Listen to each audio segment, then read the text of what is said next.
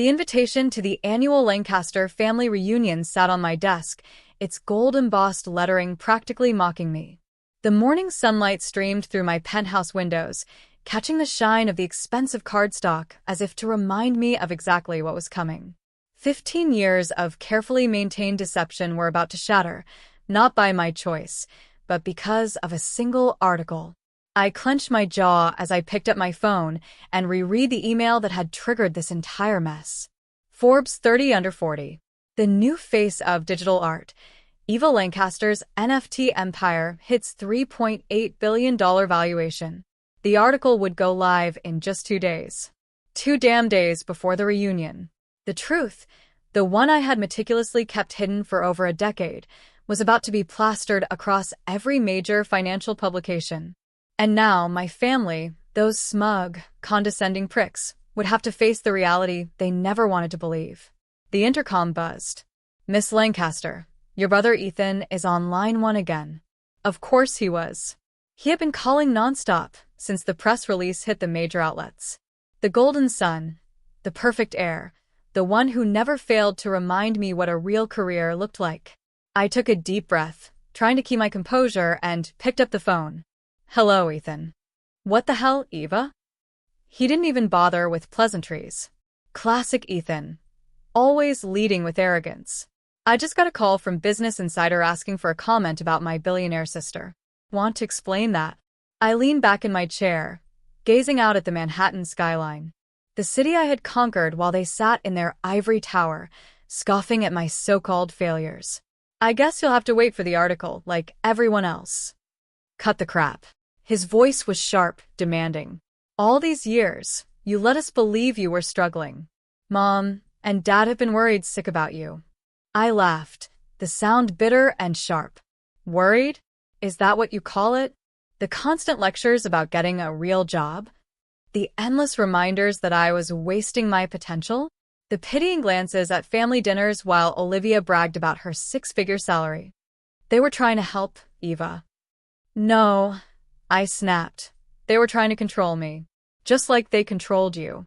And you let them." Silence. For once, Ethan had nothing to say. I stood up, walking to the window as a private helicopter descended onto the rooftop of a nearby building. My helicopter. One of 3. "How long, Eva?" His voice was quieter now, laced with something resembling realization. "How long have you been hiding this?" I smirked, gripping the invitation in my hand. They had no idea what was coming. 15 years, Ethan. And in 2 days, you're all going to see exactly what that meant. The call that changed everything. I could practically hear Ethan's breathing on the other end of the line, his silence filled with shock, anger, and something else, something closer to disbelief. I leaned against the floor-to-ceiling window, watching the Manhattan skyline stretch endlessly before me. 15 years of secrets. 15 years of them treating me like a failure. And now, in less than 48 hours, the illusion would be shattered. 15 years. Ethan finally echoed, his voice tinged with something I couldn't quite place. "Jesus, Eva. You're telling me that while we all thought you were scraping by, you were sitting on a billion-dollar empire?" I exhaled sharply. "No. I was building it." Silence. I could picture him, pacing in his sterile, high-rise office at our father's firm, gripping his phone with white knuckles. Ethan had always been the perfect one. The heir. The son who followed the script. He played the game exactly how our parents wanted: business school, an MBA, a high-powered position in Lancaster Investments. Meanwhile, I was the disappointment, the one who refused to fall in line. "You still borrowed money from Mom and Dad," Ethan argued, but there was less certainty in his voice now. "You drove that beat-up Honda for years. You let Olivia pay for dinners like you couldn't afford it." I laughed, dark and bitter. "I never borrowed a cent from them, Ethan. I asked them to invest in my company multiple times. They refused. Loudly. And as for the Honda, that was a choice. Just like keeping this penthouse hidden. Just like keeping the jet off the radar. Just like every damn thing I let you all believe." His breath hitched. The realization was setting in now. "Jet," he repeated, stunned. "You own a private jet?" I smirked, watching as my pilot prepared my chopper for the short flight to my next meeting. Technically, 3. There was a strangled noise from his end, part shock, part pure disbelief. How rich are you exactly? His voice was quieter now, edged with something that almost sounded like fear. I walked back to my desk, picking up the invitation to the family reunion, running my fingers over the embossed lettering. For years, I had sat at those reunions, listening to their judgment, their pity, their dismissals. This time, it would be different. The Forbes article will say $3.8 billion, I answered casually. But that's a conservative estimate. The real number is closer to 5. Ethan choked on something, shock, maybe his own pride. For the first time, the golden son had no words. Now, I continued smoothly, if you'll excuse me, I have a board meeting to attend. Oh, and Ethan? I'll see you at the family reunion. I'm thinking of making an entrance. I hung up before he could respond. The intercom buzzed. Miss Lancaster, your parents are both on the line. They insist on speaking with you. I exhaled through my nose. Of course they were. Tell them I'm in a meeting. I turned my phone over in my hands, staring at the dozens of missed calls, the frantic text messages flooding my notifications. Olivia, my ever-condescending little sister, had sent at least 10. OMG. Eva, please tell me this is a joke. What is happening? I didn't answer. Sarah's voice came through the intercom again. Miss Lancaster, should I call the helipad? It looks like you're in the mood for a chopper ride. I smirked. Do it. As the rotors began to spin, the wind whipping against the glass of my penthouse, I thought back to the moment this had all begun. 15 years ago. A family dinner. Digital art isn't real art, Eva, my father had snapped, his voice carrying through the dining room. And this NFT nonsense? It's a fad, a scam. No one's going to pay real money for pictures on a computer. I had been 22 years old, fresh out of college, sitting at that massive oak table, trying to explain my vision to a family that refused to listen. The same family that had paid for my Ivy League finance degree, with the expectation that I would slot neatly into their version of success. Actually, Dad, I just sold my first collection for. Enough. He had cut me off. I don't want to hear about your little hobby. Either you come work for the firm like we planned, or you're on your own. No more support. No more safety net. I remembered the way my mother had reached across the table, patting my hand like I was a child. Sweetie, we just want what's best for you. You need stability. A real career. I had looked around the table. My father's disappointment. My mother's condescension. Ethan's smug satisfaction. Olivia's barely concealed disdain. That was the moment I had made my decision. I wouldn't tell them about the $50,000 I had already made. I wouldn't tell them about the 3 galleries that wanted to represent me. I wouldn't tell them about the tech companies reaching out for collaborations. They had made their choice. And now, they were going to live with the consequences. The chopper lifted into the air, the city stretching beneath me. 2 days. 2 days until the Lancaster family reunion. 2 days until they saw exactly who they had underestimated. And this time, I wasn't going to let them look away. 15 years of lies and $1 million secret. The city blurred beneath me as the helicopter soared higher, but my mind wasn't on the glittering skyline of Manhattan. It was on the past. On that night, 15 years ago, when my father's voice cut through the dining room like a blade, severing any last shred of belief I had that my family would ever support me. Digital art isn't real art, Eva. My father's words still rang in my ears, filled with absolute certainty.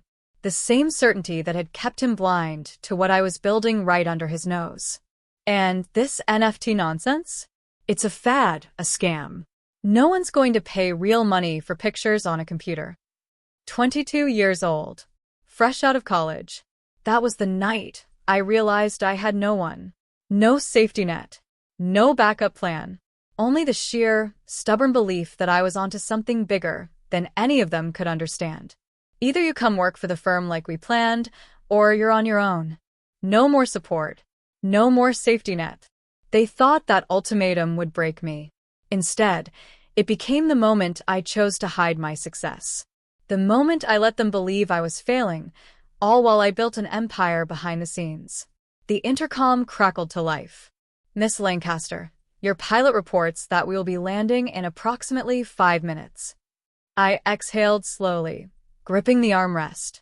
15 years of deception. 15 years of letting them think I was struggling while I made my first million. My first 100 million. My first billion. And in 2 days, the family reunion would change everything. But first, I had to relive the past. The studio apartment in Brooklyn had been tiny. A single window, a mattress on the floor, and a desk where I worked for 18 hours a day. To my family, it looked like rock bottom. To me, it was the birthplace of my empire. My first collection, Digital Dreams in Binary, sold out in hours, pulling in $1.2 million. I had stared at my laptop screen, my hands shaking. I wasn't just surviving. I was thriving. But when Christmas came, and I sat at the dinner table listening to my father rant about how I was wasting my potential, I said nothing. "Eva's just going through a phase," he had told the relatives, shaking his head. They all laughed. Even Ethan smirked. Olivia, ever the perfect daughter, made a grand gesture of paying for dinner, reminding everyone that someone in the family had a stable career. And I let them believe it. By that time, I had already made my first million. By year 3, I had crossed the 100 million mark. By year 5, I was untouchable. And now, 15 years later, the numbers didn't even matter anymore. What mattered was making them see what they had been blind to all along. "Miss Lancaster, we're making our final approach." I opened my eyes as the helicopter descended. 2 days. 2 days until my family came face to face with everything they had dismissed. 2 days until I forced them to acknowledge the truth. This time, there was no escaping it. The truth drops like a bomb. I watched the numbers on my phone climb higher, the live stock ticker refreshing every few seconds. My company's valuation had already jumped by another $700 million since the article dropped. Investors were scrambling to get a piece of my empire, desperate to align themselves with the billionaire they had once dismissed as a joke. Meanwhile, my family was spiraling. The family group chat had exploded. "Ethan, I tried to warn you all yesterday." "Olivia, what the actual hell?" "Eva, call me." "Mom, please, Eva, answer your phone." "Dad, this must be some kind of mistake." Aunt Patricia had chimed in with a frantic message. "Is our Eva the same Eva Lancaster from the article?" I let the messages pile up, unanswered. Let them sweat. Let them sit in the realization that the failure they had pitted for 15 years had built something they could never even comprehend. The intercom buzzed. "Miss Lancaster, your mother is in the lobby. She's demanding to see you." I sighed. Of course she was. It was only a matter of time before one of them showed up, desperate for an explanation, desperate to rewrite the narrative they had believed for so long. "Let her up." I turned to face the elevator, arms crossed as the private door slid open. And there she was, Margaret Lancaster, the ever-composed matriarch of the family, looking as if her entire world had just shattered.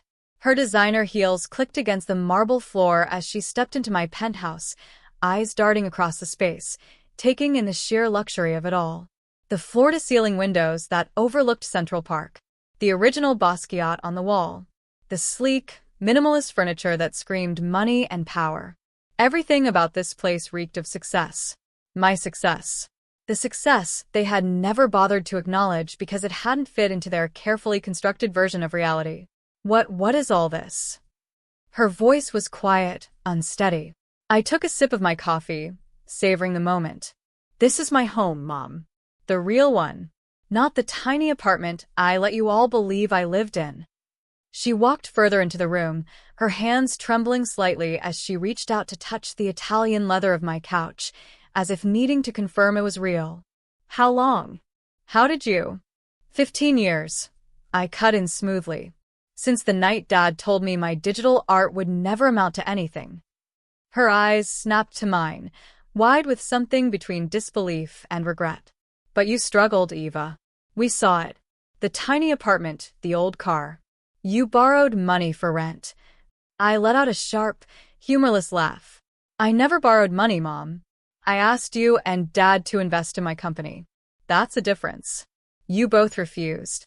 Her lips parted, but no words came out. I walked over to my desk, pulling out a file. The investment proposal I had presented to my father 3 years ago. If Dad had invested just $1 million when I asked, his shares would be worth roughly $100 million today. She reached for the papers with shaking hands, her face paling as she scanned the numbers. He said you were asking for a handout, she whispered. That you were too proud to admit your art wasn't working out. I scoffed. And you believed him.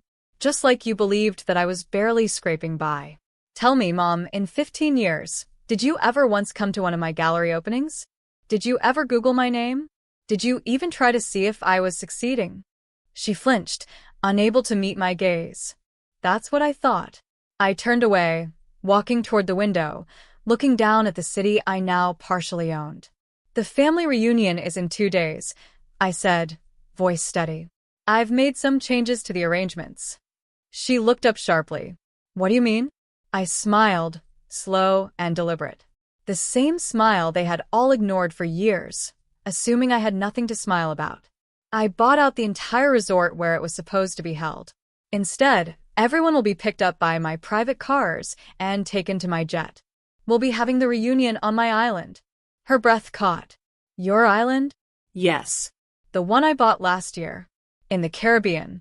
When I closed my first billion-dollar deal. She swallowed hard, looking around the penthouse again, as if she had stepped into an entirely different reality. And she had. Because the daughter she thought she knew? She never really existed. The ultimate power move. The sun was blinding as the 3 Rolls-Royces pulled onto the private tarmac, their sleek black exteriors gleaming in the light. I stood on the runway, arms crossed, watching as my family arrived, confused, stunned, and utterly unprepared for what was waiting for them. First, my father stepped out. Richard Lancaster, ever the imposing figure, but for the first time in my life, he looked uncertain. My mother followed, clutching her designer purse like it was some kind of lifeline. Ethan emerged next, his face a carefully constructed mask of composure, though his stiff posture betrayed his anxiety. Then Olivia, looking rattled but still trying to hold onto her ever-present sense of superiority. The others, uncles, aunts, cousins, all stepped out in similar states of disbelief. They had expected the usual family reunion, full of polite bragging, passive-aggressive jabs, and carefully maintained social hierarchies. Instead, they were standing in front of my private jet, the Lancaster Digital Empire logo emblazoned across its sleek, customized exterior. I let them take it all in. The luxury, the absurdity of the situation, the overwhelming proof that everything they had ever assumed about me was dead wrong. Welcome, everyone, I said, my voice carrying easily across the tarmac. I trust the ride was comfortable. Richard narrowed his eyes. This is unnecessary, Eva. We could have had a perfectly good reunion at the resort. I smiled. The resort was too public, Dad. Besides, I think it's time for some real family bonding. On my island. A beat of stunned silence. Your island? Olivia repeated, blinking. Yes, Olivia. My island. You know, the one I bought last year. Her mouth opened, then closed. You expect us to just get on your jet and go to your private island? Ethan finally asked, his voice tight. That's the plan? I said smoothly. I gestured toward the jet, and the flight attendants, all in designer uniforms, hired for their discretion and professionalism, stepped forward, ready to usher everyone inside. I could see the calculations happening behind my father's eyes. He was used to being in control, the one with the power in any room. But now?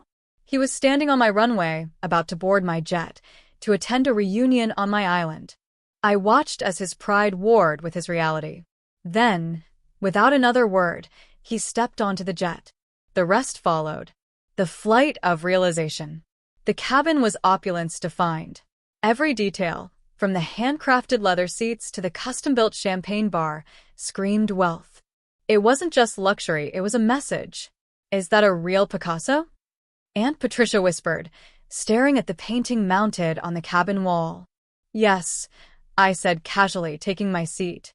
"I bought it last year, along with a few others." My father cleared his throat, trying to regain control. "Eva, perhaps we should discuss." "We'll discuss everything when we land, Dad." I cut in smoothly. "For now, enjoy the flight. The champagne is particularly good. It cost more than Lancaster Investments' quarterly profits." He flinched. "Good." Silence settled over the cabin as the jet soared over the Atlantic. I watched my family as they sat, some still in shock, others trying to process the sheer magnitude of what was happening. Olivia, the sister who had never failed to remind everyone of her six-figure salary, was gripping her designer handbag so tightly her knuckles turned white. She had spent years flaunting her success, never once realizing that I could buy her entire life with what I made in passive income alone. Ethan, the golden son, looked like he was calculating everything he had ever believed about me and realizing just how far off he had been. And my mother, she looked tired, as if reality had hit her all at once, and she was only just beginning to understand how much she had underestimated her own daughter. I leaned back in my chair, sipping my champagne. 2 more hours until we land," I said. "I suggest you all take a moment to prepare yourselves.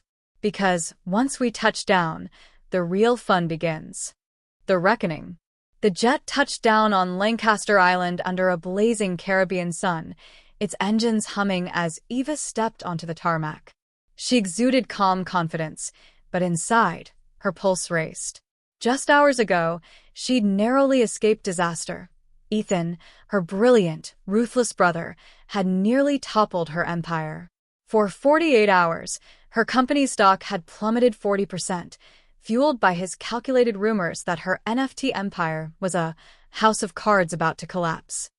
Investors had panicked, and Eva had been on the brink of losing control. But she'd fought back. On the helicopter ride over, she'd held an emergency video call with her team, orchestrating a counterstrike. She'd unveiled the reckoning, a new, exclusive NFT collection dripping with symbolism, and sold it out in 10 minutes flat, raking in $300 million. The stock rebounded, soaring past its all-time high. Ethan's plan had failed, but she knew he wouldn't go down quietly. Her family emerged from the Rolls-Royces, dazed and uneasy. Richard, her father, looked diminished, his usual authority overshadowed by the sprawling paradise she owned. Olivia clutched her bag, her smugness replaced by uncertainty. But Ethan, he stepped out last, his tailored suit pristine, his eyes sharp and unyielding. He wasn't just shocked. He was furious. And he had a plan. "Congrats, Eva," he said, his voice laced with venom as he approached her on the tarmac. "Nice recovery. But this isn't over." "Isn't it?" Eva shot back, smirking. "I think you just lost, Ethan." He smirked back, unfazed. "We'll see." The dinner of reckoning. The dining hall gleamed with power. Ocean views framed by towering windows, a chandelier casting light over a table set with precision. Each seat held a framed Forbes article, but tonight, Eva had more than headlines to wield. Her family filed in, tension crackling in the air. Olivia avoided her gaze. Richard sat stiffly, his pride bruised. Ethan, though, carried himself with the confidence of a man who still thought he held an ace. Eva let the silence build as the first course was served, savoring their discomfort. Finally, Ethan broke it. "Let's cut the crap, Eva," he snapped, leaning forward. "This island, the jet, your little empire, it's all a bubble waiting to burst. I proved it when I tanked your stock yesterday. You got lucky today, but I'm not here to watch you destroy our family's legacy." Eva tilted her head, her smile icy. "Our family's legacy? You mean the one that mocked me for 15 years? Or the one you tried to sabotage by bribing my shareholders and spreading lies about my company?" She pressed a button under the table. Screens descended, displaying her success timeline alongside their dismissals, same as before. But then, a new screen flickered to life. Emails, financial records, proof of Ethan's scheme. He'd paid off a major shareholder to dump stock, orchestrated the rumor mill, and nearly forced her into a corner. Gasps rippled through the room. Olivia paled. Richard turned to Ethan, his voice low and furious. "You did what?" Ethan's jaw tightened, but he didn't flinch. "I did what I had to." "She's a fraud, Dad." "A glorified artist playing with internet money. I was protecting us." "Protecting us?" Eva laughed, sharp and cold. "You almost cost me everything, Ethan. But you forgot one thing. I'm always one step ahead." She leaned back, letting the weight of her victory sink in. "While you were busy scheming, I turned your attack into my biggest win yet. That bubble you tried to pop? It's now worth $6 billion. Ethan's eyes narrowed, but for the first time, a flicker of doubt crossed his face. The aftermath of the truth. Silence. Thick, suffocating silence. I leaned back in my chair, letting them absorb every word, every piece of evidence I had laid before them. There was no arguing now. No dismissing my success. No rewriting history to suit their version of events. My father stared at the screens, his jaw clenched so tightly I thought it might crack. The man who had spent my entire life believing he was the smartest person in the room now sat in stunned, humiliated silence in a room I owned. Ethan had gone still, his usual confidence shattered. He was doing what he did best, calculating, adjusting, trying to find a way to spin this in his favor. And Olivia, she was trembling, her lips pressed into a thin line as she stared at the timeline of her own arrogance displayed for everyone to see. "Eva," my mother's voice wavered, her hands clasped tightly in her lap. "We're proud of you. We should have been proud all along." I let out a slow breath. It wasn't enough. Not anymore. "Thank you, Mom," I said, my voice cool, measured. "But I didn't do this for your pride. I did this because I knew I could. Because while you all were too busy doubting me, I was outbuilding something bigger than any of you could imagine." Richard Lancaster, the man who had dismissed me as a failure, finally spoke. "What happens now?" I met his gaze, unflinching. "Now." I echoed. "Now we finish dinner. Tomorrow, you'll get a tour of the island, see the empire I built while you were busy underestimating me. And after that." I leaned forward, resting my elbows on the table. "That's up to you, Dad. Up to all of you. You can keep clinging to your outdated ideas of success, pretending that the world still operates on your terms. Or," I paused, letting the weight of my words settle over them, "or you can finally accept that your daughter, your sister, the so-called failure of the Lancaster family, just built something bigger than this entire family's legacy." No one moved. Then, slowly, my father exhaled, looking down at the table. "I was wrong," he said, voice rough. "Not just about your business, but about everything. You didn't just succeed, Eva. You revolutionized an industry. I should have seen it sooner." I studied him, searching for any sign of insincerity. For once, I found none. But it wasn't about his approval anymore. I had won. And for the first time in 15 years, I was finally free. The final move, a legacy rewritten. Eva stood, her presence commanding the room.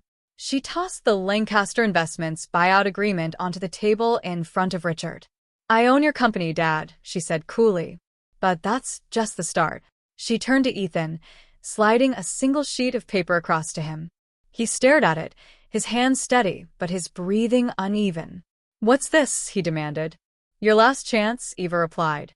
"Sign it.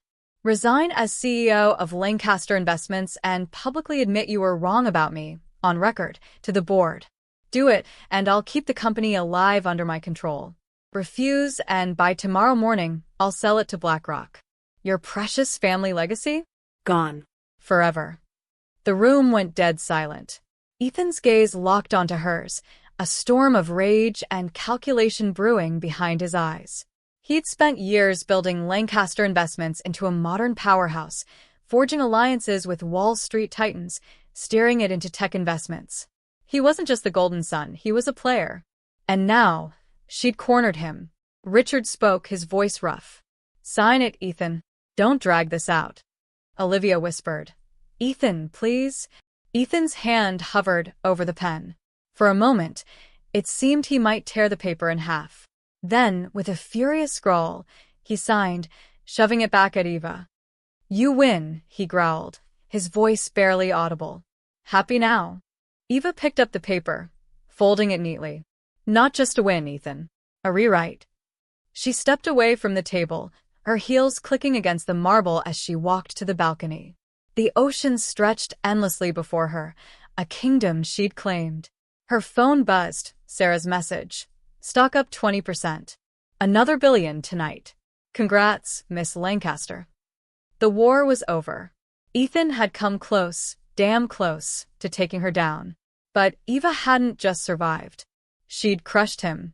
And now, the Lancaster name didn't belong to her father, or her brother, or their outdated empire. It belonged to her. As she gazed out at the moonlit waves, Eva smirked to herself. This was just the beginning of a story worth telling.